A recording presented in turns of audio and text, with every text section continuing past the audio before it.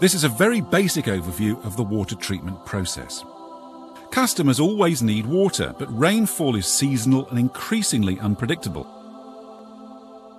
So we often use storage reservoirs to make sure there's always a supply for treatment. By passing water through mesh screens, we remove sticks, water weeds and other large foreign objects.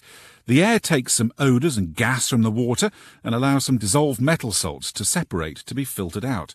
We add air by cascading the water down a tower, spraying it into the air or bubbling air through it. At this stage, there are still some fine pieces of matter suspended in the water, along with colour and bacteria. We add a precisely controlled amount of a coagulant like ferric or aluminium sulfate. This reacts with the material in water, making it all stick together to form what's known as floc.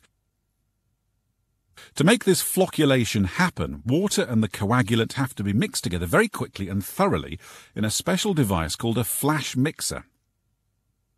Next comes the clarification process. The floc forms itself into sludge and is separated in a specially designed tank called a clarifier. This sludge layer is called the sludge blanket. To control the blanket, sludge is periodically drained off, concentrated and removed for safe disposal. Particles filtered out on the RGF, the rapid gravity filter, are removed by backwashing. The water now needs filtration to get rid of any remaining particles. Water is filtered slowly through very fine sand or sand-like material. For some river waters, we use ozone gas injection as a treatment stage. This can work in conjunction with GAC or granular activated carbon treatment, where the water is filtered through carbon granules to take out any undesirable traces of largely natural organic materials. The carbon in these filters is removed and regenerated by heat so it can be used again. Now the water's filtered and thoroughly cleaned, it's disinfected to make sure no harmful bacteria remain.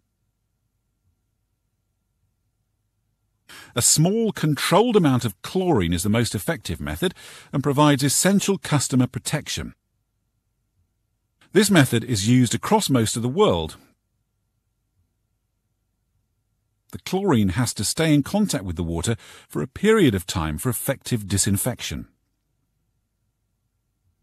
Last but not least, adjustments are made to the pH levels of the water during the treatment process so that it's neither too acid or alkaline. This helps pipework, fittings and the water itself. From the treatment works, water is fed into a huge mains pipe network, nearly 43,000 kilometres long, which forms a grid around the region. This grid is then accessed directly to your home, and when you turn your tap on, it's available to you. Clean, safe drinking water.